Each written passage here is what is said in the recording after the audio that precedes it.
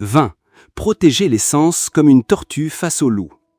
Le bienheureux dit au moine. « Mes moines, un soir, une tortue et un chacal partirent tous deux en quête de nourriture. La tortue aperçut le chacal de loin et rétracta aussitôt ses quatre pattes et sa tête dans sa carapace, restant immobile et silencieuse.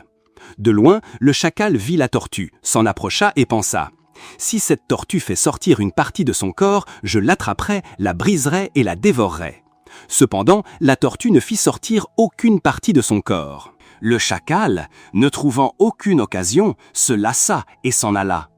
De même, mes moines, Marat, le malin, se tient constamment à l'affût, pensant « Il se peut que je saisisse une occasion due au manque de vigilance de ces moines concernant leurs yeux, leurs oreilles, leur nez, leur langue, leur corps et leur esprit. » Par conséquent, vous devez toujours rester vigilant et protéger vos sens.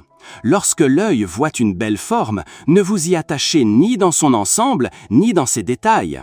Si vous constatez que des causes, dues à un sens visuel non protégé, font naître la convoitise, la souffrance et les actions néfastes, maîtrisez ces causes et efforcez-vous de protéger votre sens visuel. Lorsque l'oreille entend un son, le nez perçoit une odeur, la langue goûte, le corps ressent un contact, l'esprit perçoit les phénomènes, ne vous y attachez ni dans leur ensemble, ni dans leurs détails. Si vous constatez que des causes dues à un esprit non maîtrisé font naître la convoitise, la souffrance et les actions néfastes, maîtrisez ces causes et efforcez-vous de protéger votre esprit. Mes moines, lorsque vous vivez en protégeant vos sens, Marat ne saisira aucune occasion, se lassera de vous et s'en ira, tout comme le chacal face à la tortue. 21. Seul le bois sec peut produire le feu. Un jour, le bienheureux rencontra Agivesana, un disciple des Niganta. Il lui expliqua comment obtenir du feu à partir du bois. « Ô Agivesana, imaginez un morceau de bois plein de sève, placé dans de l'eau humide, et qu'une personne munie d'un instrument pour faire du feu s'approche de ce bois en pensant « Je vais frotter pour faire apparaître de la chaleur ». Pourrait-il, en frottant ce bois avec son instrument, faire apparaître de la chaleur? Non, vénérable Gautama. Parce que ce morceau de bois est humide, même s'il frotte avec acharnement, le feu ne pourra pas apparaître. De même, ô Agivesana, les ascètes et les brahmanes qui ne s'éloignent pas, qui ne se coupent pas des désirs du corps et de l'esprit, tels que la convoitise, l'attachement, l'obscurcissement, la soif ardente et la passion dévorante, ne peuvent pas atteindre naturellement l'éveil parfait et suprême. Et si, soudainement, ils ressentent des sensations douloureuses et intenses, ils ne peuvent pas non plus atteindre l'éveil parfait. Ô Agivesana, imaginez un morceau de bois gorgé d'eau, plein de sève, retiré de l'eau et placé sur un sol sec. Cette personne, munie de son instrument, pourrait-elle le frotter pour faire apparaître le feu?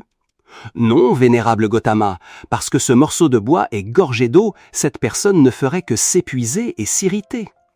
De même, ô Agivesana, les ascètes et les brahmanes, qui ne se sont pas éloignés des désirs du corps et de l'esprit, ne peuvent pas atteindre l'éveil parfait. Ô Agivesana, imaginez un morceau de bois sec, sans sève, retiré de l'eau et placé sur un sol sec. Une personne, munie de son instrument pour faire du feu, s'approche en pensant « Je vais obtenir du feu, la flamme apparaîtra ». Qu'en pensez-vous? Cette personne pourrait-elle faire apparaître le feu? Oui, vénérable Gautama, parce que ce morceau de bois est sec, sans sève, et qu'il a été retiré de l'eau et placé sur un sol sec. De même, ô Agivesana, les vénérables ascètes et brahmanes qui ont renoncé au désir du corps et de l'esprit, qui ont coupé court à la soif ardente, peuvent naturellement atteindre l'éveil parfait et suprême. Ou, si, soudainement, ils ressentent des sensations douloureuses et intenses, ils atteindront l'éveil parfait et suprême. 22. Le pratiquant tel un morceau de bois flottant sur l'eau.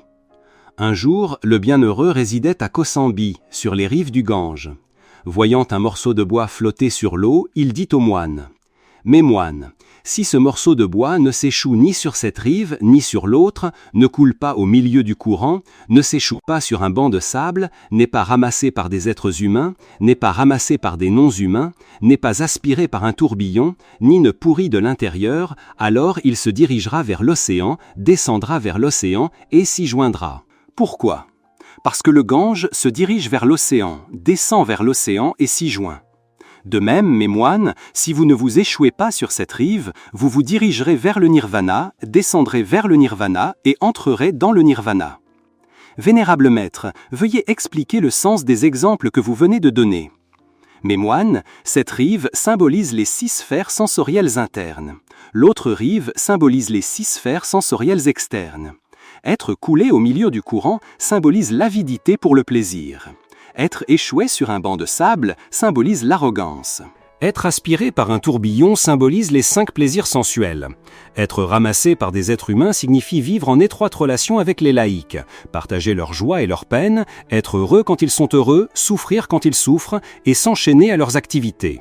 Être ramassé par des non-humains signifie mener une vie sainte, avec l'espoir qu'avec ses préceptes, ses austérités et cette vie sainte, on deviendra un déva ou un brahma. Pourrir de l'intérieur signifie avoir des préceptes corrompus, suivre des voies maléfiques, mener une vie impure, avoir des comportements douteux, des actions obscures et cachées. Ne pas être un ascète, mais en avoir l'apparence. Ne pas mener une vie sainte, mais en avoir l'apparence. Avoir le cœur corrompu, rempli de désirs, comme un tas d'ordures. 23. Le porteur d'excréments humbles rencontre le Bouddha dans une ruelle. À l'époque où le Bouddha vivait, l'Inde comptait encore de nombreuses castes différentes, parmi lesquelles la caste des Shudras était considérée comme la plus basse, la plus impure et traitée à l'égal des animaux. Ils vivaient au plus bas de l'échelle sociale et n'étaient pas respectés en tant qu'êtres humains. Dans la ville de Sravasti, il y avait un Shudra nommé Nida. Nida était très doux et bon, et chaque jour, il devait nettoyer les latrines, faisant le travail le plus sale que personne d'autre ne voulait faire. Un jour, le Bouddha, accompagné du vénérable Ananda, marchait dans la ville de Sravasti. Arrivés dans une petite ruelle, ils rencontrèrent soudain Nida. À ce moment-là, Nida portait une hotte pleine d'excréments. En voyant le Bouddha, il prit peur et chercha à le contourner pour éviter de le rencontrer. Mais le chemin était trop étroit, il ne put que baisser les yeux et dit « Ô bienheureux, mon corps est impur, je vous prie de ne pas vous approcher de peur de perdre votre pureté. » Le Bouddha s'approcha de Nida et lui dit « Ô Nida, voudrais-tu devenir moine ?» À cette époque, les moines et les ascètes de la caste des brahmanes étaient considérés comme les plus nobles de la société, supérieurs même aux princes et aux nobles. C'était un lieu sacré où les gens du peuple comme Nida n'auraient jamais osé mettre les pieds. C'est pourquoi Nida répondit embarrassé « Vous êtes le noble Bouddha et je ne suis qu'un humble serviteur. Comment oserais-je me comparer à vos disciples ?» Le Bouddha dit, le dharma est comme l'eau pure, il peut purifier toutes les impuretés, quelle que soit la chose dans le monde. Une fois baigné dans le dharma, on devient pur. Le dharma est comme le feu sacré, il peut réduire en cendres toutes les impuretés. Quelle que soit la chose, une fois touchée par le feu sacré, elle devient immédiatement pure. La loi du Bouddha est égalitaire envers tous les êtres, sans distinction de richesse ou de pauvreté. Quiconque a foi en le Bouddha peut pratiquer et échapper au cycle de la souffrance. Les paroles du Bouddha émurent Nida. Il s'engagea fermement dans la pratique et devint un disciple assidu du bienheureux. En peu de temps, il atteignit la sagesse de l'éveil et le statut d'Arhat. Cependant, le fait que Nida ait été sauvé par le Bouddha suscita la jalousie des arrogants de la société. Comment un humble intouchable peut-il devenir moine et recevoir l'aumône de tous ? C'est pourquoi, partout où Nida allait, il l'évitait. S'il voyait Nida s'asseoir quelque part, il nettoyait l'endroit comme s'il était impur. Finalement, lorsque l'indignation et la colère atteignirent leur paroxysme, ils se plaignirent au roi, disant que le Bouddha ne pouvait pas considérer Nida comme son disciple. Le roi, ayant entendu cela, se rendit en personne auprès du Bouddha pour s'enquérir. Lorsque son char arriva devant la porte, le roi dut en descendre et marcher un peu. Soudain, il aperçut un moine assis en méditation sur un grand rocher. Le roi lui adressa des paroles courtoises.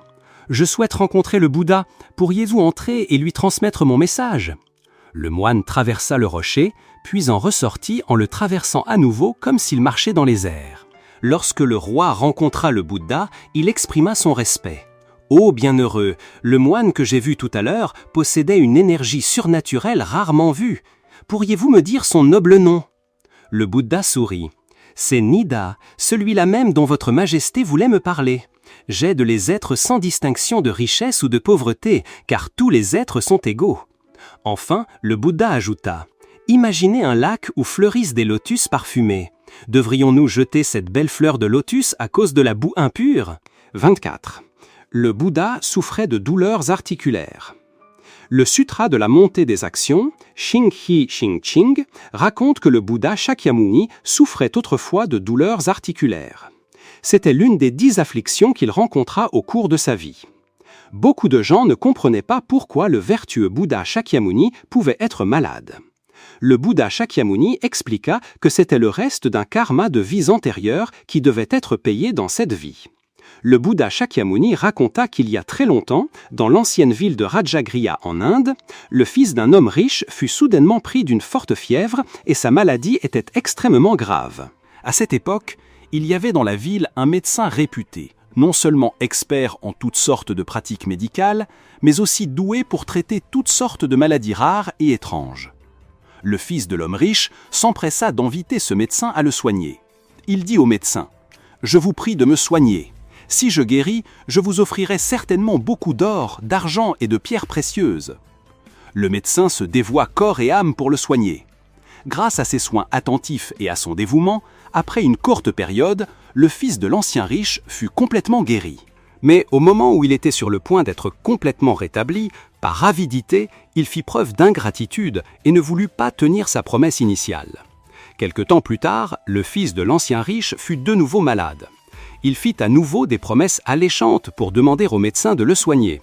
Mais cette fois encore, comme la précédente, à peine guéri, il fit de nouveau preuve d'ingratitude et ne tint pas sa promesse. Ainsi, après 3 épisodes de maladie, 3 invitations au médecin et des promesses séduisantes, il refusa finalement de les tenir. Après ces 3 fois, le médecin fut profondément indigné. Il eut le sentiment que le fils de l'ancien riche le traitait comme un idiot, se moquant de lui encore et se sentit méprisé. C'est pourquoi ce médecin commença secrètement à planifier sa vengeance. Il donna au fils de l'ancien riche une substance qui n'était pas un remède contre la fièvre, provoquant sa mort de manière inexplicable. Le Bouddha Shakyamuni, arrivé à ce point du récit, expliqua « Savez-vous qui était ce médecin ? C'était moi dans une vie antérieure. Quant au fils de l'ancien riche qui était malade, c'était Devadatta dans une vie antérieure. » Le Bouddha Shakyamuni poursuivit. « Parce que j'ai donné du poison au fils de l'ancien riche, causant sa mort injuste, j'ai été condamné aux enfers. Après avoir enduré de grandes souffrances en guise de punition pendant de longues années, je me suis ensuite réincarné en animal et j'ai souffert dans le royaume des esprits affamés. C'est pourquoi, bien que j'ai pratiqué dans cette vie, je dois encore subir la douleur du karma que j'ai créé dans une vie antérieure. Le karma que l'on crée, il faut le payer. C'est pourquoi, dans cette vie, chacun doit à tout moment cultiver son corps, sa parole et son esprit. Dans le bouddhisme, cultiver son corps, sa parole et son esprit signifie ne pas faire le mal, ne pas dire de paroles mauvaises et ne pas penser de mauvaises pensées. L'histoire karmique du Bouddha Shakyamuni nous rappelle que lorsque d'autres nous font du tort, nous ne devons jamais chercher à nous venger. Lorsque nous nous vengeons, c'est comme si nous tenions un couteau à double tranchant, blessant l'autre tout en nous blessant nous-mêmes. Au bout du compte, nuire aux autres, c'est se nuire à soi-même. 25. La flèche empoisonnée. En ce temps-là, parmi les disciples du Bouddha, il y en avait un qui manquait beaucoup de patience. Ayant suivi le Bouddha depuis peu, il était impatient d'obtenir toutes les réponses sur l'univers, le monde, la vie et la mort. C'est pourquoi, un jour, le Bouddha lui raconta l'histoire d'un homme qui fut touché par une flèche empoisonnée et gravement blessé. Lorsque sa famille voulut trouver un bon médecin pour l'aider, l'homme fit un signe de la main et dit « Arrêtez !» Il déclara qu'avant d'appeler un médecin, il voulait savoir qui l'avait attaqué et pourquoi. Quel était son statut? D'où venait-il? Il voulait aussi savoir s'il était grand, fort et si sa peau était claire ou foncée. De plus, quel type d'arc et de flèche utilisait-il? Était-il fait de bois de laurier rose? Et la corde de l'arc était-elle en soie ou en chanvre? De plus, il voulait savoir si les plumes de la flèche provenaient d'un vautour, d'un paon ou d'un faucon. Parce qu'il posait trop de questions complexes, sa famille n'eut pas le temps de trouver les réponses avant qu'il ne meure, sans avoir obtenu les réponses qu'il cherchait. Quelle est la signification cachée de l'histoire de la flèche empoisonnée? En racontant cette histoire à son disciple, le Bouddha voulait lui dire qu'il était comme l'homme frappé par la flèche empoisonnée, ne sachant pas ce qui était le plus important pour lui et s'égarant à chercher des choses lointaines au bout du monde. L'un des enseignements que le Bouddha nous donne est de vivre dans le présent, de nous concentrer sur l'essentiel de la vie, au lieu de chercher des choses illusoires, inutiles et sans grande signification pour notre existence. Ou comme le Bouddha le disait, « Ne vous accrochez pas au passé, ne rêvez pas de l'avenir, concentrez-vous sur le présent ». En entendant l'histoire de cet homme, beaucoup d'entre nous le trouveront peut-être stupide. Mais n'agissons-nous pas souvent comme lui ? Souvent, par simple curiosité, nous nous concentrons trop sur des problèmes peu importants pour notre vie, gaspillant ainsi du temps et manquant des objectifs, des choses vraiment nécessaires. C'est pourquoi il faut faire preuve de sagesse pour distinguer ce qui est le plus important pour soi et ne se concentrer que sur cela, plutôt que sur des choses illusoires et au-delà de ses propres capacités. Cela peut faire la différence entre surmonter les difficultés ou être bloqué par elles. Le Bouddha a dit « Entendre une parole utile qui apporte la paix à l'esprit vaut mieux que 1000 paroles inutiles ». Et selon lui, pour ne pas se perdre dans cette vie remplie de tant de désordre, suivez ces 4 règles. 1. Concentrez-vous sur ce qui en vaut vraiment la peine. Se perdre ou être distrait n'est pas toujours mauvais. Parfois, cela peut vous donner de nouvelles idées intéressantes et inattendues. Cependant, cela devient un problème si cela arrive trop souvent sans but réel. Par conséquent, lorsqu'il y a un problème à résoudre, il est préférable de le résoudre à la racine, de manière exhaustive. Sinon, le problème ne fera qu'empirer et sera difficile à sauver. 2. Allez-y étape par étape. Il y a un dicton. Après avoir mangé l'olive, jetez le noyau. Cela signifie qu'après avoir résolu un problème, passez au suivant et ne traitez pas plusieurs choses à la fois, car cela serait inefficace et même risquerait de tout gâcher. 3. Laissez les choses suivre leur cours naturel. Il y a des moments où, face à d'innombrables contrariétés, notre esprit est un chaos et nous ne savons pas quoi faire ni par où commencer. Dans ces moments-là, laissez les choses suivre leur cours naturel. Laissez votre esprit se libérer de l'inquiétude, de la colère ou de la frustration, et tout finira par se résoudre. 4. Éliminez ce qui est inutile. Il y a un dicton, « Celui qui a peu, désire peu, est plus riche que celui qui a beaucoup et veut toujours plus ». Parfois, nous pensons que pour être heureux, nous devons obtenir ce que nous n'avons pas. Mais lorsque vous vous habituez à une vie avec juste les nécessités de base et que vous approfondissez votre connaissance, vous verrez que vous ne manquez de rien. Aimer ce qui est digne d'amour est bien plus significatif que de posséder des objets chers, superflus ou inutiles. Le célèbre peintre Léonard de Vinci a dit « La simplicité est la sophistication suprême ». Et l'histoire que le Bouddha nous a racontée sur la flèche empoisonnée visait précisément à transmettre ce message. 26. Le Bouddha envoie son disciple chercher de l'eau à la source. Autrefois, sur le chemin de la propagation du Dharma, le Bouddha emmenait 1250 moines à travers toute l'Inde. Ces religieux, tête nue et pieds nus, cheminaient avec peine, mais paisiblement sur leur voie à la recherche de la vérité. Leur attitude était à la fois sereine et très déterminée. L'ensemble du groupe dégageait ainsi une aura solennelle et sacrée. En arrivant à une petite source, ils rencontrèrent une grande caravane de marchands. Alors que les moines n'avaient pas encore eu le temps de boire, les éléphants de la caravane se précipitèrent dans la petite source et troublèrent l'eau, la rendant boueuse. La source n'était plus claire comme avant, mais sale. Après avoir traversé ce ruisseau, les moines entrèrent dans une forêt dense. Le soir tombait et le Bouddha décida que tout le monde passerait la nuit dans la forêt. À ce moment-là, son disciple Ananda s'opposa fermement car il n'y avait pas de source d'eau à cet endroit. Les moines n'auraient aucun moyen de se purifier et encore moins de quoi boire. Le Bouddha lui demanda « N'avons-nous pas traversé une petite source juste avant ?» Mais cette source a été troublée par les éléphants de la caravane. L'eau est pleine de boue. Comment pourrait-on l'utiliser ? Expliqua Ananda avec insistance. Le Bouddha ne dit rien de plus. Il prit simplement un bol en terre cuite, le tendit à Ananda, lui signifiant d'aller puiser de l'eau là-bas et de la rapporter. Voyant son disciple sur le point de parler, le Bouddha fit un signe de la main pour le presser. « Pars tôt, reviens tôt ». À peine à mi-chemin, Ananda revint rapidement. Le Bouddha lui demanda pourquoi.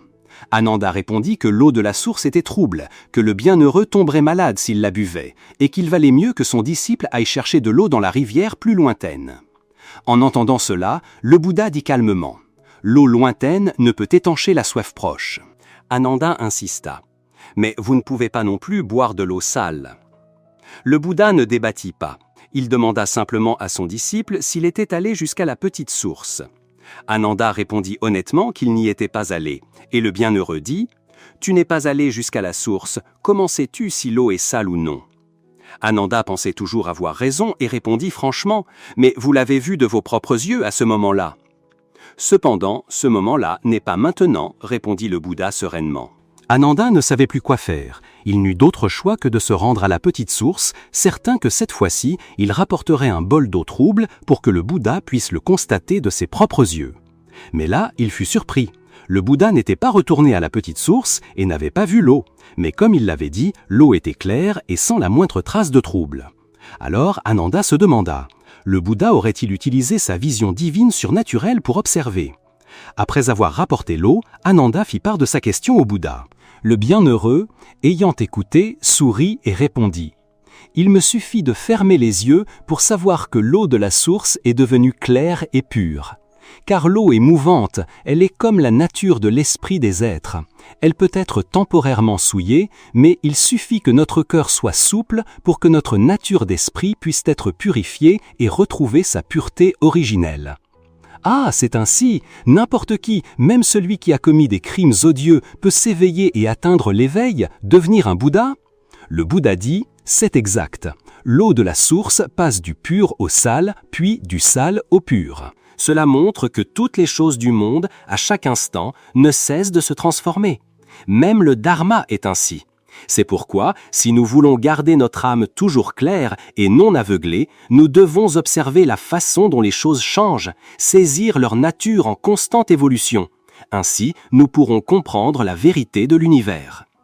27. Le Bouddha dit « Chacun a 4 compagnons de vie ». Autrefois, un homme avait 4 épouses. Ce n'était pas inhabituel, car dans l'Inde ancienne, c'était légal. Un jour, cet homme tomba soudainement malade et fut sur le point de mourir. Sur son lit de mort, il se sentit extrêmement seul et demanda à sa première femme de l'accompagner dans l'au-delà. « Ma chère épouse, je t'ai toujours aimée et soignée toute ma vie. Maintenant que je vais mourir, pourrais-tu venir avec moi après la mort ?» Il attendit son accord. Mais elle répondit « Mon cher époux, je sais que tu m'as toujours aimé et que tu vas mourir, mais le moment est venu de nous séparer. Adieu mon amour. » L'homme appela alors sa deuxième femme à son chevet et la supplia de le suivre dans le royaume éternel. « Ma chère, tu sais combien je t'ai toujours aimé. Parfois j'avais peur que tu me quittes, mais j'avais tellement confiance en toi. S'il te plaît, viens avec moi, » implora l'homme. Cependant cette femme répondit froidement.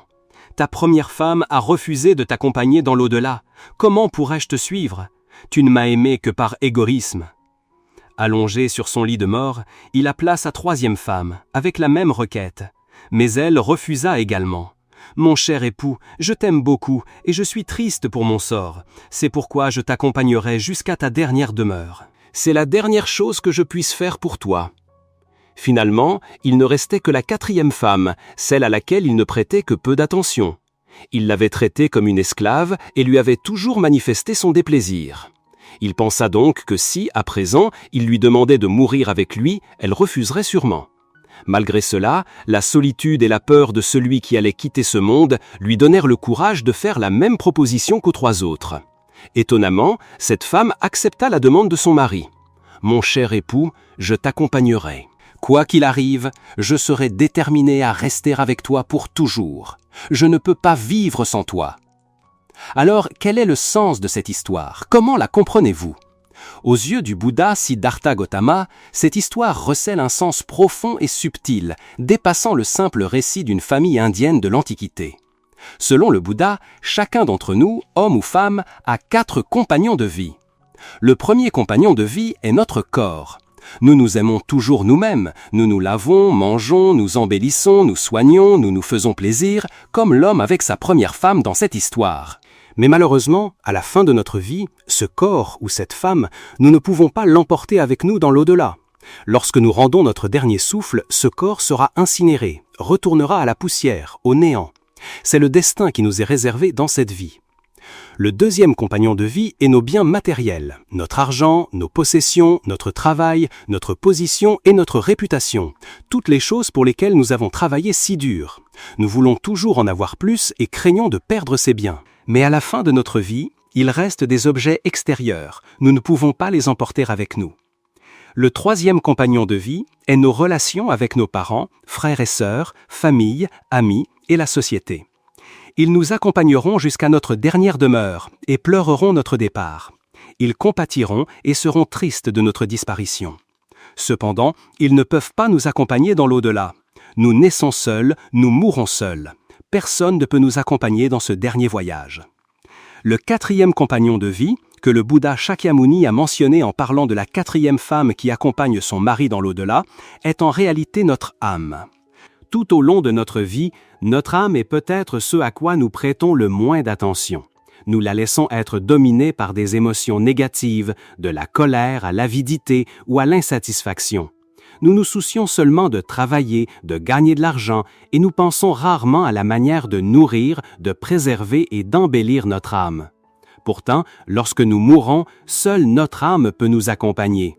Par conséquent, pour soi-même, aimez-vous et respectez-vous, mais ne vous gâtez pas à l'excès.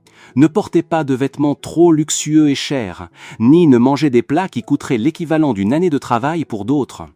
Pour l'argent et les biens matériels, ne les considérez pas trop importants au point de les échanger contre des choses précieuses. En ce qui concerne les relations dans la vie, ne soyez pas trop dépendants, ni même extrémistes si vous n'obtenez pas ce que vous désirez. Et réservez un petit coin paisible pour votre âme.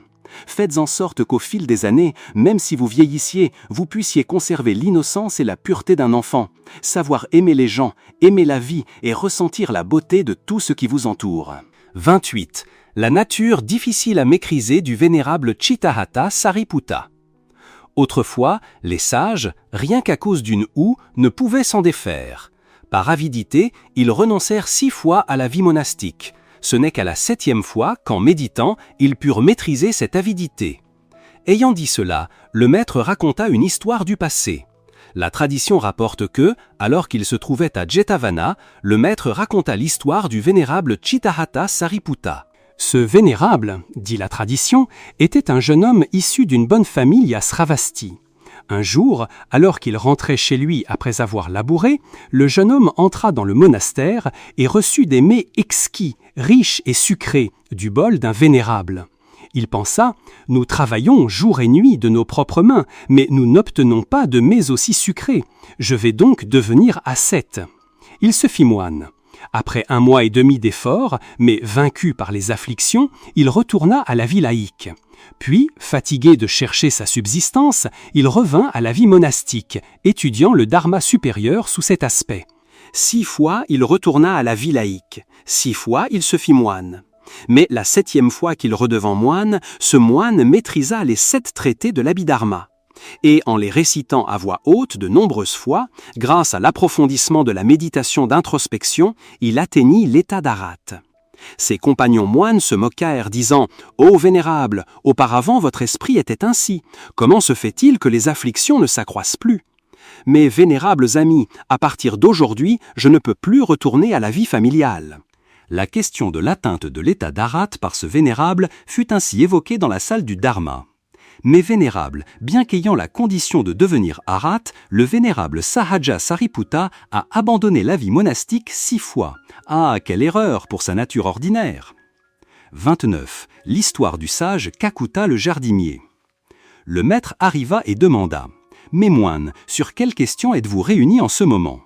Ayant entendu la question, le maître dit « Mes moines, l'esprit des gens ordinaires est léger, difficile à maîtriser, influencé par les objets et facilement attaché. Une fois attaché, il ne peut pas se libérer rapidement. Un tel esprit est vraiment bon à maîtriser. Une fois l'esprit maîtrisé, il apporte le bonheur. Difficile à saisir, agité, il suit les désirs en tourbillonnant. Il est bon de maîtriser l'esprit. L'esprit maîtrisé apporte la paix. Dhammapada 35.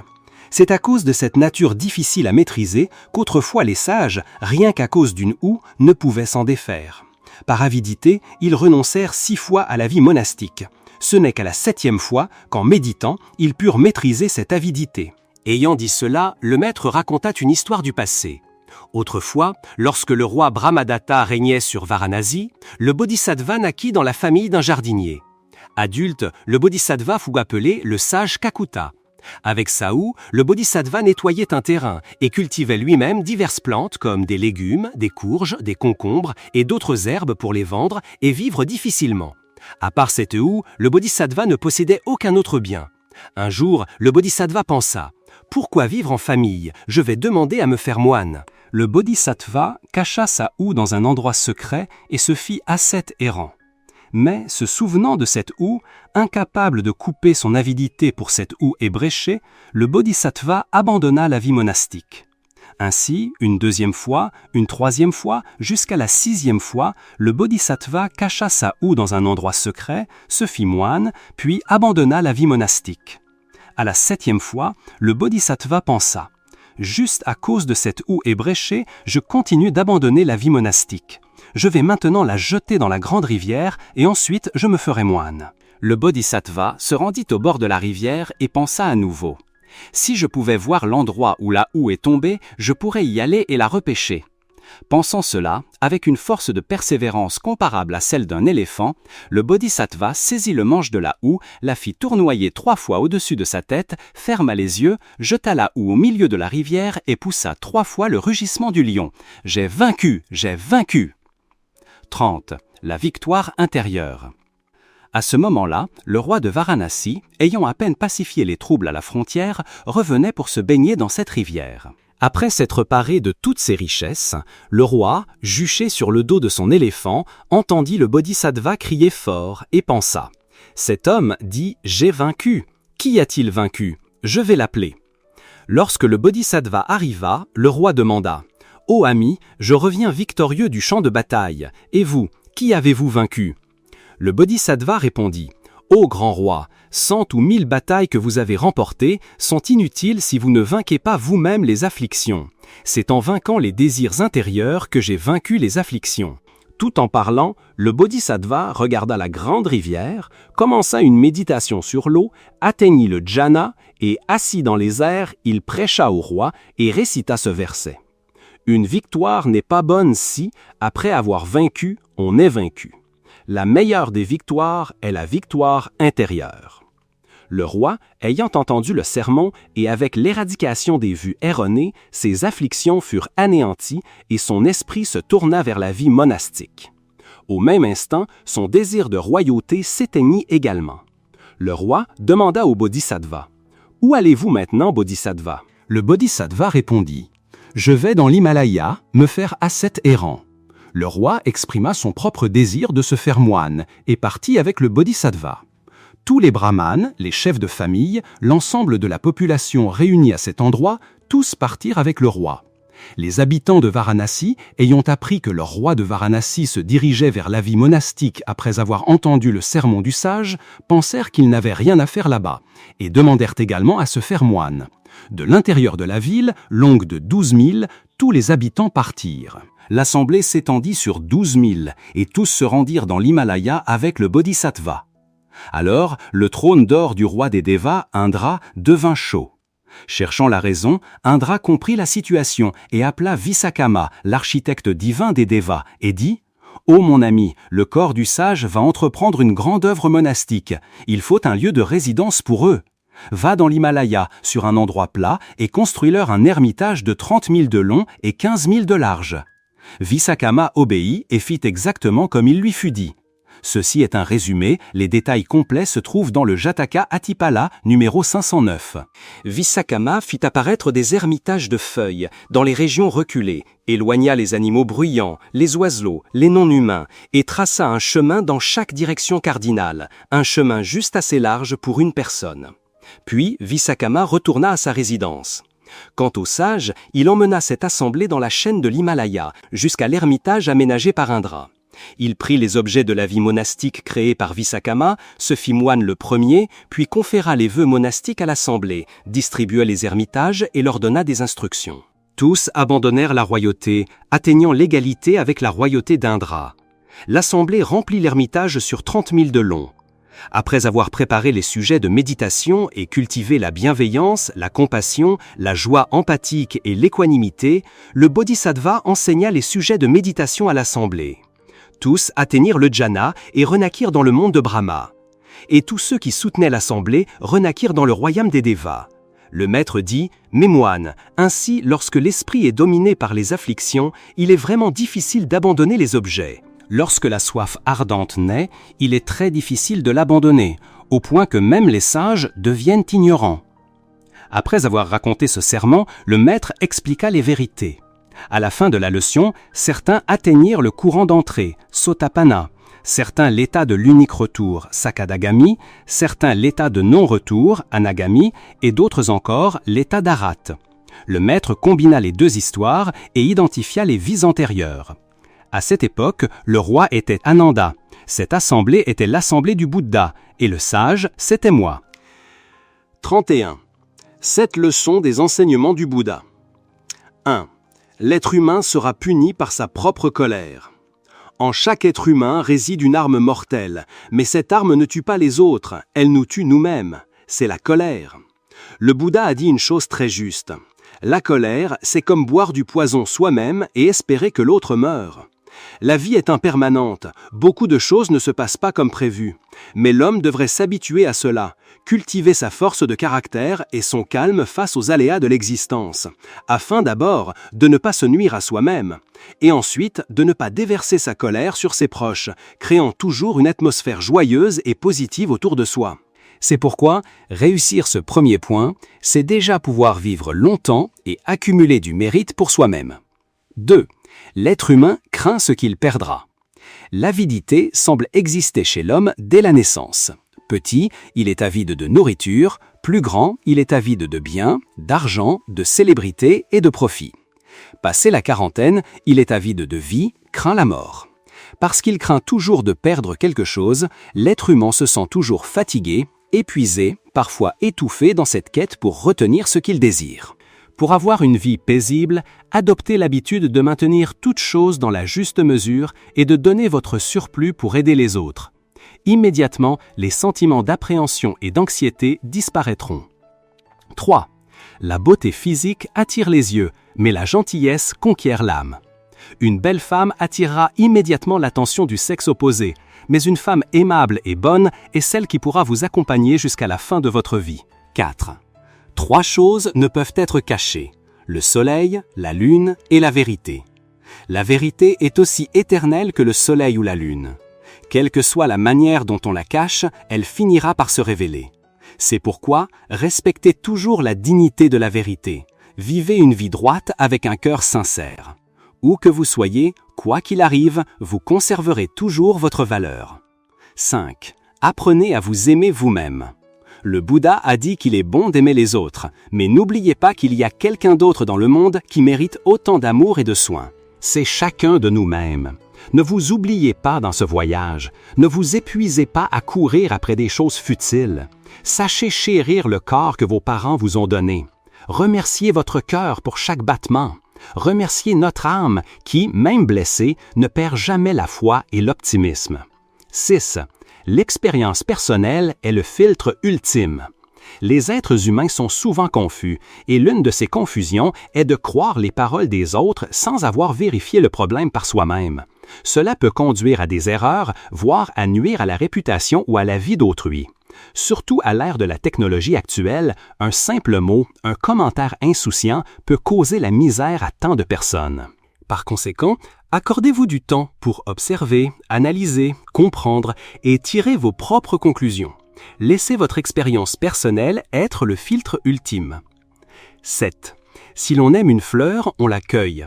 Mais si l'on aime vraiment une fleur, on l'arrose chaque jour. Sachez distinguer avec sagesse qui vous aime réellement et qui vous apprécie seulement. L'amour est une chose magnifique, mais si l'on ne le discerne pas avec sagesse, on risque de se noyer dans ce doux piège. Pour aimer sans déception, vivre ensemble sans regret, soyez sage dès le début dans la façon de percevoir les gens. 32. 18 enseignements du Bouddha sur la parole et le comportement quotidien. 1. Quand c'est urgent, parlez lentement. La vie ne manque pas de moments où vous rencontrez des problèmes difficiles à résoudre rapidement. Mais, plus le moment est critique, plus vous devez rester calme, réfléchir un instant, puis expliquer posément la situation. Alors, l'auditeur ressentira de la stabilité et votre crédibilité augmentera. 2. Quand c'est insignifiant, parlez avec humour. Parfois, de simples paroles humoristiques renforcent la convivialité entre vous et votre entourage. Surtout lorsque vous avez quelques rappels à faire à quelqu'un, au lieu de parler directement, vous pouvez utiliser des plaisanteries, ce qui rendra l'auditeur moins rigide, moins lourd, et il acceptera votre rappel avec joie. 3. Quand vous n'êtes pas sûr, parlez avec prudence. Tous les problèmes de la vie ont plusieurs facettes et directions différentes. Il y a des choses que vous ne comprenez pas clairement. Dans ces cas-là, réfléchissez bien avant de parler, car vous pourriez involontairement affecter les autres. La prudence donnera à l'auditeur l'impression que vous êtes une personne fiable. 4. Ce qui n'est pas encore arrivé, ne le dites pas à tort et à travers. Les choses qui ne sont pas encore arrivées sont imprévisibles. Vous ne pouvez pas savoir comment elles vont se dérouler. En particulier, les gens détestent les propos inconsidérés. Par conséquent, ne faites jamais de suppositions hâtives ou ne dites jamais des choses qui ne sont pas encore arrivées. Alors, les gens sentiront que vous êtes une personne mature, cultivée et aussi une personne qui travaille dur et qui est responsable. 5. Ce qui n'est pas encore fait, ne le promettez pas à la légère. Un proverbe dit « Qui n'a pas de forêt en diamant ne doit pas espérer devenir potier ». Si vous n'êtes pas sûr de pouvoir faire quelque chose, ne le promettez pas aux autres. Ils perdront confiance. La confiance est très importante, difficile à construire, mais si facile à perdre en un instant. Ne pas promettre ce que vous ne pouvez pas encore faire donnera aux autres l'impression que vous êtes quelqu'un qui dit ce qu'il fait ce qu'il dit, et ils vous feront une grande confiance. 6. Ne dites pas de choses qui blessent les autres. Il ne faut pas dire des choses qui blessent votre entourage, surtout vos proches. Les gens vous sentiront bienveillants, ce qui aidera à maintenir et à renforcer les affections. On vit ensemble sur Terre par humanité. Sachez vous chérir et vous aimer mutuellement. 7. Concernant les choses douloureuses, ne les dites pas à tout le monde. Quand quelqu'un est blessé au fond de son cœur, il veut se confier aux autres. Mais si vous le racontez à tout le monde, cela exercera une grande pression sur les auditeurs, entraînant facilement la suspicion et l'éloignement. En même temps, vous donnerez l'impression de vouloir déverser votre douleur sur les autres. 8. Concernant les affaires des autres, soyez prudent dans vos paroles. Entre les êtres humains, il doit y avoir une distance de sécurité. L'intimité est précieuse, mais sachez garder la mesure. Si ce n'est pas votre affaire, n'en parlez pas. Cela apportera un sentiment de sécurité aux personnes avec qui vous communiquez. 9. Concernant vos propres affaires, écoutez ce que les autres en disent. Faites attention à ce que les autres disent de vos propres affaires. Cela montre que vous êtes raisonnable et laisse une impression d'humilité aux autres. Ne réagissez pas hâtivement, mais réfléchissez calmement avant et après pour mieux comprendre et saisir. 10. Concernant les enfants, parlez clairement. Surtout à l'adolescence, la psychologie des enfants est très facilement excitée, souvent dominée par les émotions. Par conséquent, utilisez un ton doux, à la fois délicat et ferme pour leur parler clairement. Cela peut créer une bonne relation entre vous et vos enfants. Ils vous considéreront comme un ami et cela aura aussi un effet persuasif. 11. Ne prononcez pas de mots décourageants ou démotivants. Dans la vie, il faut prononcer des mots d'encouragement, motivant les autres ainsi que soi-même. Ce sera une immense force motrice pour que vous puissiez faire des efforts, les autres aussi. Parfois, un seul mot d'encouragement peut les faire changer de manière significative. Même si personne ne vous dit ces choses, vous devez vous encourager vous-même. Ne pas encourager ses propres aspirations, mais au contraire prononcer des paroles décourageantes, conduira naturellement à un abîme de décadence. 12. Ne prononcez pas de mots de colère. Lorsque vous êtes en colère, vous ne maîtrisez plus votre personne, vos pensées et vos actions. Ainsi, vous prononcerez involontairement des mots qui blessent les autres, et parfois vous vous blessez vous-même. Lorsque vous êtes insulté, la chose la plus importante est d'être lucide. Il ne faut pas parler à la légère, car dans de tels moments, les paroles sont souvent très désagréables. Le mieux est de garder le silence. 13. Ne prononcez pas de mots de plainte. Quand les gens sont insatisfaits, ils expriment souvent leur mécontentement, se plaignent de leur patron, de leurs amis et même de leur famille. Si vous vous plaignez souvent, d'autres l'entendront et s'en serviront plus tard pour parler de vous, créant des conflits, des rumeurs, vous forçant à faire face à une personne, puis à une autre, pour finalement vous rendre malheureux. Pourquoi vous rendre si malheureux ? 14. Ne prononcez pas de mots blessants. Beaucoup de gens ont l'habitude de prononcer des paroles insultantes, blessant les autres. Mais qu'en retire-t-il en retour ?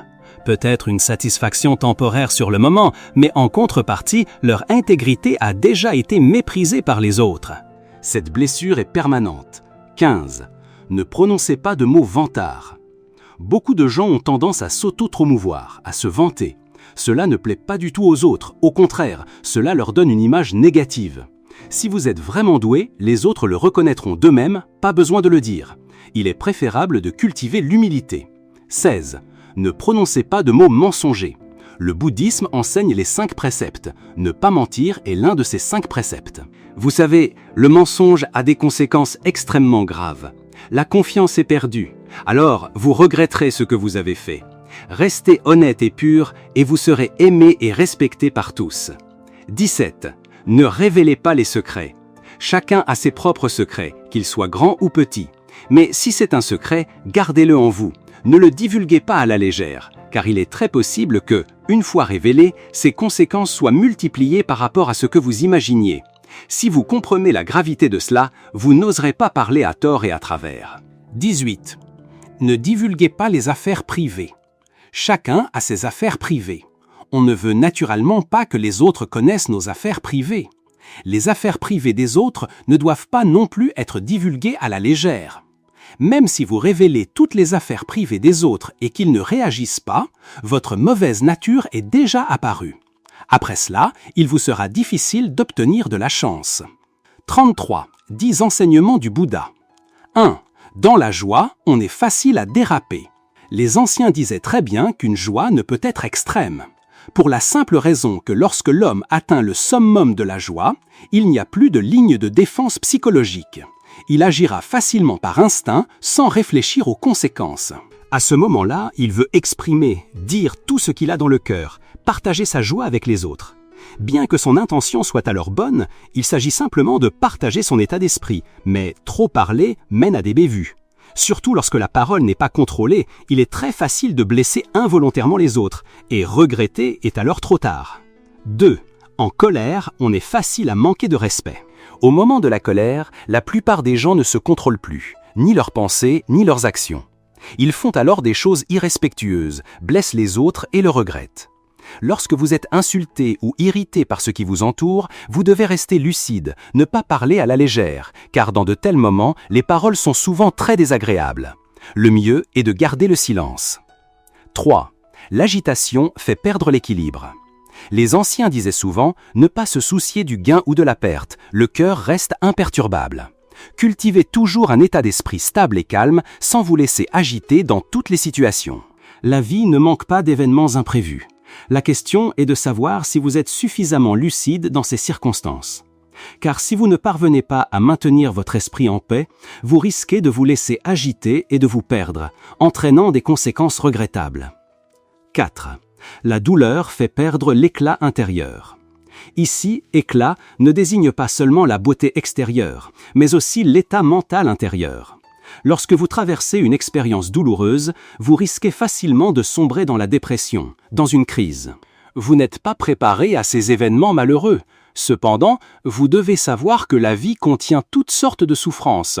Ce que vous devez faire, c'est avancer avec force, vous encourager à aller de l'avant, laissant derrière vous tout ce qui est lugubre. La médecine traditionnelle chinoise a souligné que la douleur peut nuire à la santé, se manifestant par un teint terne, un manque d'énergie vitale et un affaiblissement des organes internes. 5. La jubilation conduit facilement à la négligence dans la vigilance. S'enivrer de son succès et perdre toute dignité signifie que lorsque l'on est trop satisfait de quelque chose, il est difficile d'éviter la négligence, ce qui peut faire perdre beaucoup de choses. C'est parce que, lorsqu'il y a quelque chose de joyeux, les gens semblent oublier les normes et les critères initiaux. Tout ce qu'ils voient et entendent leur plaît et les satisfait. Leur capacité à juger et à évaluer les problèmes n'est plus juste. Il n'y a pas d'examen minutieux des événements ou des personnes, ce qui conduit à des erreurs indésirables. 6. La peur excessive fait perdre la dignité. Lorsque la peur vous envahit et vous opprime, votre esprit ne peut plus maintenir sa lucidité. Les principes initiaux sont brisés, votre propre position disparaît. Vous devenez passif, incapable de trouver une direction juste, incapable de résoudre le problème. Il existe de nombreuses peurs différentes que vous rencontrerez certainement. Cependant, vous pouvez absolument faire mieux. Affrontez le défi avec toutes vos capacités, votre courage et votre confiance. 7. Accumuler beaucoup mène inévitablement à de grandes pertes. En cette vie, la célébrité et l'argent ne sont que des biens extérieurs. Ne courez pas trop après l'argent et la gloire, au risque d'attirer le malheur. Ce que l'on gagne ne compense pas ce que l'on perd. Même si l'on sait que tout le monde aspire à la célébrité et au profit, sachez vous arrêter au bon moment, gardez votre esprit serein et tout sera paisible. Celui qui accumule trop se tourmentera, épuisera son esprit et nuira à sa santé. Celui qui est trop avide de posséder des biens précieux est plus susceptible de susciter la jalousie, ce qui peut entraîner des malheurs inattendus. 8. Une passion excessive fait perdre la vertu. Cela se manifeste à la fois dans les paroles et les actions. Lorsque vous êtes trop passionné par quelque chose, vous risquez facilement de perdre vos principes de vie. Les paroles peuvent devenir mensongères, déformées, tordues. Les comportements peuvent en être altérés, allant jusqu'à des actes immoraux, tout cela pour atteindre l'objet de votre passion initiale, sans même considérer si un tel sacrifice en valait la peine. Finalement, les regrets arrivent trop tard. 9. La vantardise excessive fait perdre la confiance. Les anciens considéraient que ne pas tenir parole après l'avoir prononcée était une chose très honteuse. Surtout pour ceux qui promettent facilement, mais qui ne tiennent que des promesses en l'air, incapables de les réaliser, juste des vantardises passagères. Ils perdront la confiance des autres. Dans la vie, la confiance est un élément extrêmement important. Elle est difficile à construire, mais très facile à perdre. Soyez extrêmement prudents.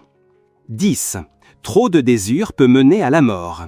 Lao Tse a dit un jour « Les 5 couleurs aveuglent les yeux, les 5 sons assourdissent les oreilles, les 5 saveurs anesthésient le palais, la chasse effrénée rend le cœur fou, et la possession de biens difficiles à obtenir apporte le malheur. » Cela nous enseigne que lorsque l'homme a trop de désirs, cela peut corrompre le corps et même affecter la vie.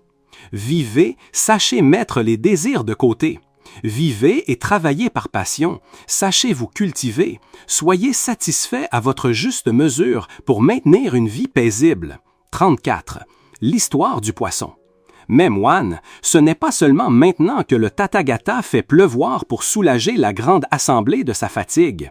Autrefois, lorsqu'il renaquit en animal, en tant que roi des poissons, le Tathagata fit déjà pleuvoir. Ayant dit cela, le maître raconta une histoire du passé.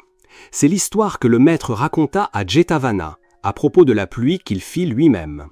Une fois, selon la tradition, dans le royaume de Kosala, il ne pleuvait pas. Les récoltes étaient desséchées. Ici et là, les étangs, les réservoirs d'eau étaient tous à sec. Même Jetavana était à court d'eau. Les poissons et les tortues s'enfonçaient dans la boue, échoués. Puis les corbeaux et les milans arrivaient, avec leurs becs comme des lances, les picoraient, les tiraient et les mangeaient alors qu'ils se débattaient encore. Le maître, voyant ces poissons et tortues en détresse, fut ému de compassion et pensa « Aujourd'hui, je dois faire pleuvoir ». La nuit passée, après s'être baigné, constatant que l'heure de la mendicité était venue, entouré d'une grande assemblée de moines, il entra dans la ville de Stravasti pour mendier sa nourriture. Après le repas, sur le chemin du retour de Stravasti vers le monastère, il arriva à Jetavana, se tint sur les marches du bassin de Jetavana et dit au vénérable Ananda « Ô Ananda, apporte mon vêtement de bain, je vais me baigner dans le bassin de Jetavana. » « Mais, vénérable maître, le bassin de Jetavana est à sec, il ne reste que de la boue. »« Ô Ananda, le pouvoir du Bouddha est immense, apporte mon vêtement de bain. » Le vénérable obéit et le tendit au maître.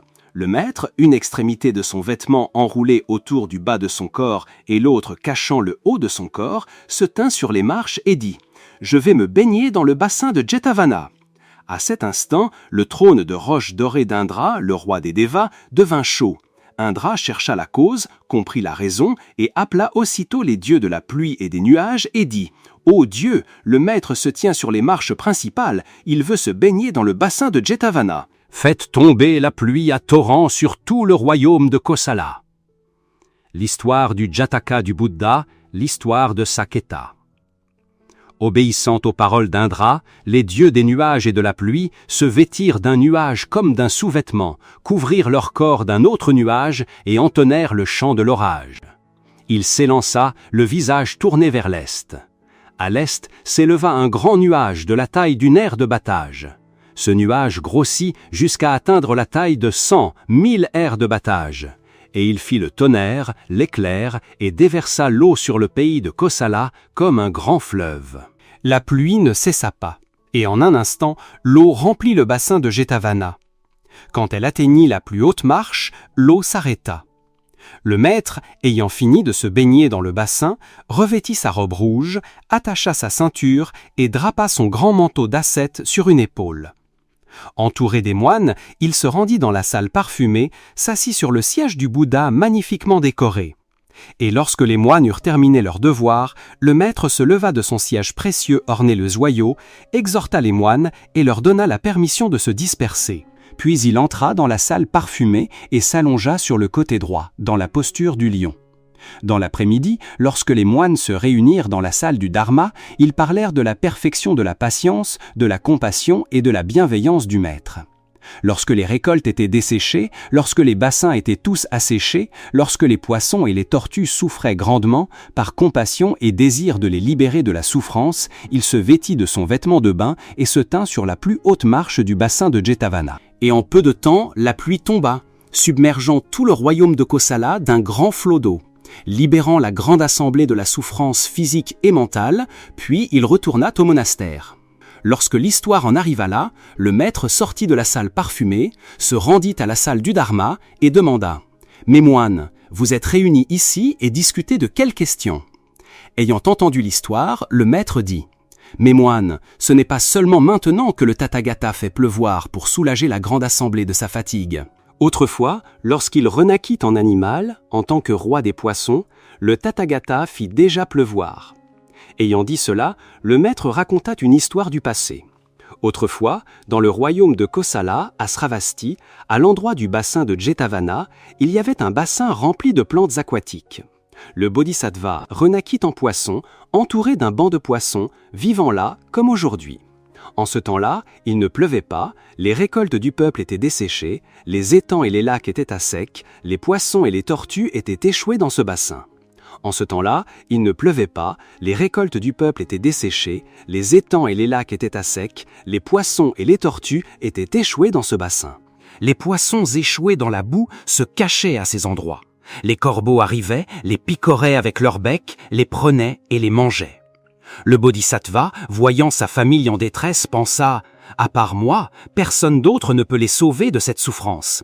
Je vais accomplir un acte, dire la vérité, faire pleuvoir et libérer ma famille de cette mort certaine. » Écartant la boue noire, le bodhisattva s'éleva. C'était un grand poisson, sombre de boue, comme une boîte faite de bois d'ébène. Le bodhisattva ouvrit les yeux, brillant comme une perle purifiée, regarda le ciel et dit à Pajjuna, le roi des Devas, « Ô ami Pajjuna, je souffre pour les miens. Lorsque moi, un être vertueux, suis affligé, comment peux-tu ne pas faire pleuvoir ? Car moi, bien que né dans une espèce qui doit manger les siens, depuis le début, quand j'étais un petit poisson, je n'ai jamais mangé un poisson pas plus gros qu'un grain de riz, et je n'ai jamais ôté la vie à un autre être vivant. Par cette vérité, fais pleuvoir et libère les miens de la souffrance. » Après avoir dit cela, comme s'il ordonnait à un serviteur, le bodhisattva dit à Pajjuna, le roi des Devas, ce verset. « Fais tonner, Pajjuna. Si l'affliction est un fruit qui cause du malheur, fais qu'elle cesse.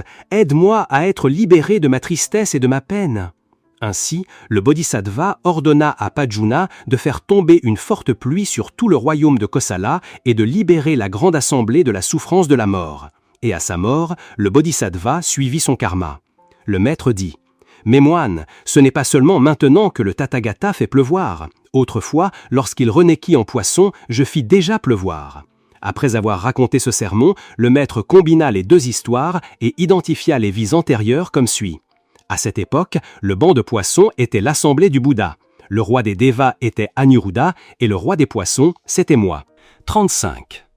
Le rêve annonçant la naissance d'un grand être.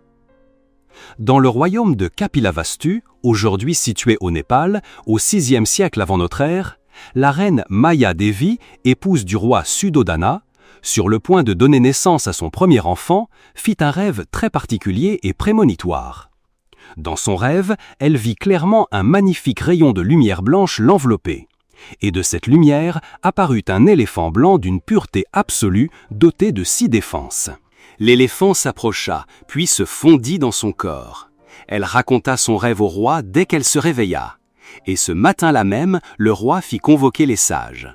Ils lui dirent que c'était un signe de bon augure, annonçant que la reine donnerait naissance à un grand être. Le roi fut profondément ému. Selon la coutume de l'époque, la reine Maya devait se rendre chez sa mère pour accoucher. C'était un jour de pleine lune selon le calendrier indien. Alors qu'elle s'arrêtait pour se reposer dans le jardin de Lumbini, elle fut soudainement prise de douleur et le prince du royaume de Kapilavastu vint au monde en douceur. Une légère pluie purifia ensuite la mère et l'enfant. Le même jour, 7 autres vies virent le jour, l'arbre de la Bodhi, la princesse Yasodhara, le cheval Kantaka, le cocher Chana, l'éléphant Kolita, un ami d'enfance du prince et 7 trésors sans propriétaire. Le jeune prince fut ramené dans la capitale le soir même. 5 jours plus tard, le prince fut nommé Siddhartha, ce qui signifie « celui qui atteindra son but ». De nombreux sages vinrent rencontrer le nouveau prince et lui offrir leurs vœux. Parmi eux se trouvait Asita, l'ancien précepteur du roi et un ascète qui avait réalisé de nombreux accomplissements.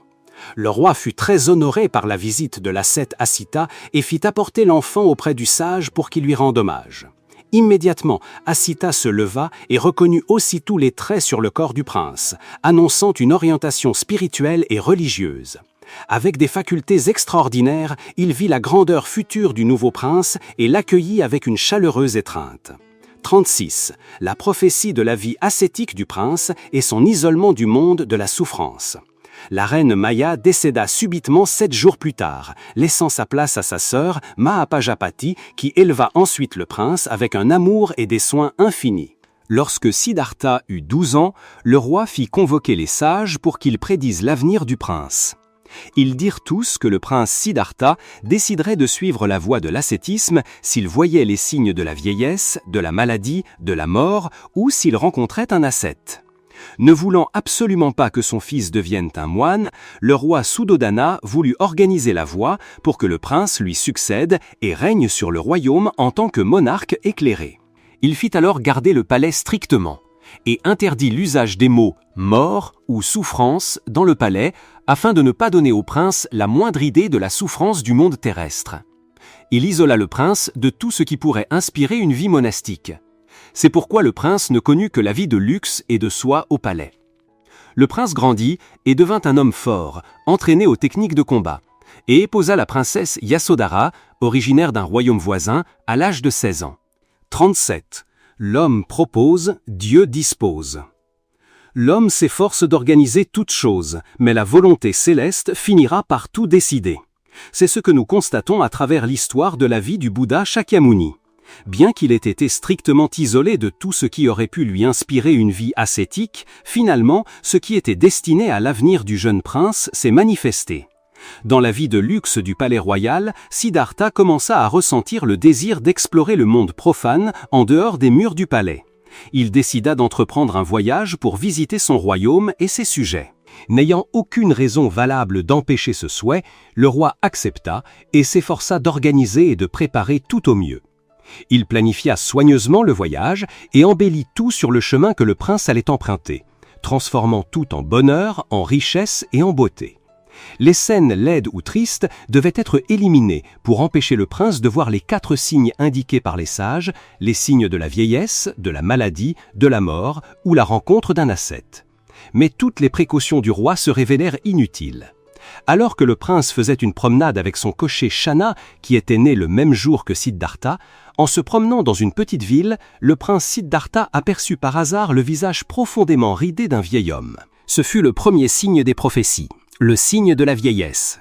Siddhartha fut surpris et interrogea Chana sur cet homme.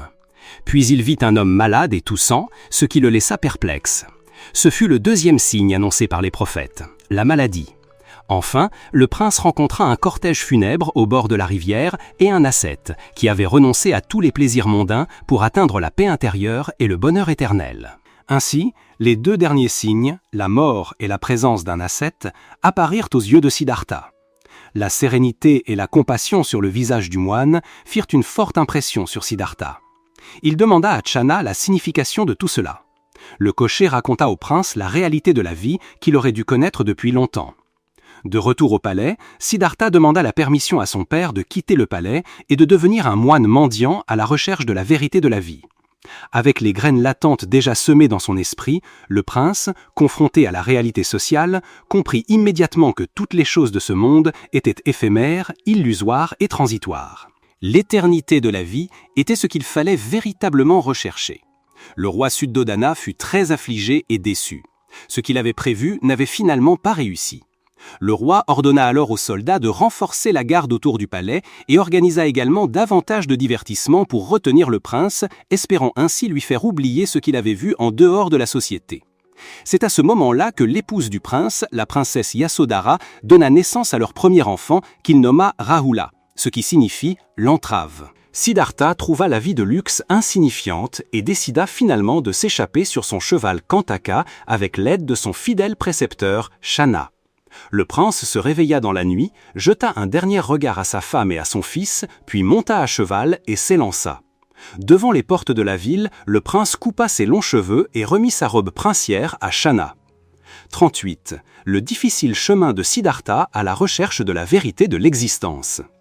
Après avoir quitté le palais, Siddhartha se vendit à Rajagriha, la capitale de l'ancien royaume de Magadha en Inde, où il rencontra plusieurs moines méditant dans des grottes sur les montagnes. Le prince devint le disciple de l'ascète Alara Kalama et apprit la méditation.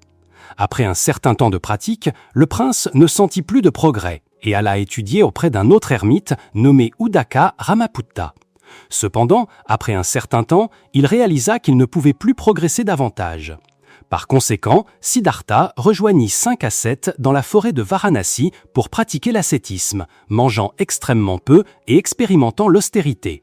À partir de ce moment, on commença à appeler le prince Siddhartha sous le nom de Shakyamuni, ce qui signifie « le sage du clan des Shakya ».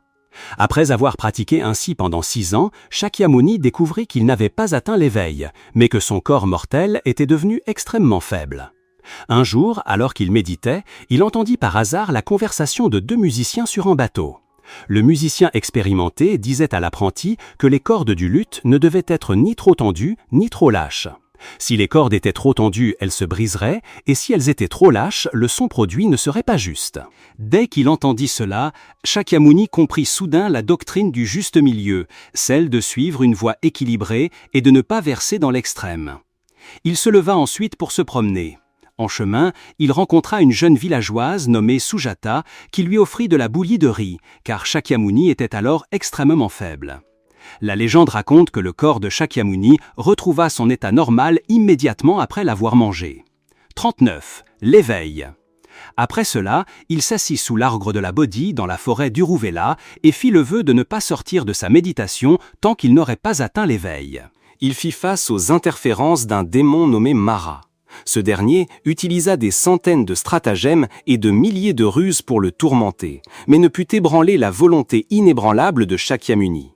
Témoin de la percée de Shakyamuni, qui se libérait de l'emprise des désirs et des liens, Mara devint extrêmement furieux et envoya des dizaines de démons armés pour attaquer Shakyamuni. Mais celui-ci resta immobile. Après avoir été vaincu et réalisé qu'il ne pourrait jamais interférer avec la force méditative extraordinaire de Shakyamuni, Mara se moqua de lui et dit que même s'il avait gagné, personne ne serait là pour en témoigner. Shakyamuni toucha le sol de sa main, signifiant que la terre serait son témoin. La terre trembla soudainement, comme pour répondre qu'elle témoignerait de la gloire de Shakyamuni. À partir de ce moment, Shakyamuni poursuivit sa méditation et atteignit finalement l'éveil. Sa sagesse s'éveilla et il atteignit l'état de Bouddha après 49 jours de méditation sous l'arbre de la Bodhi.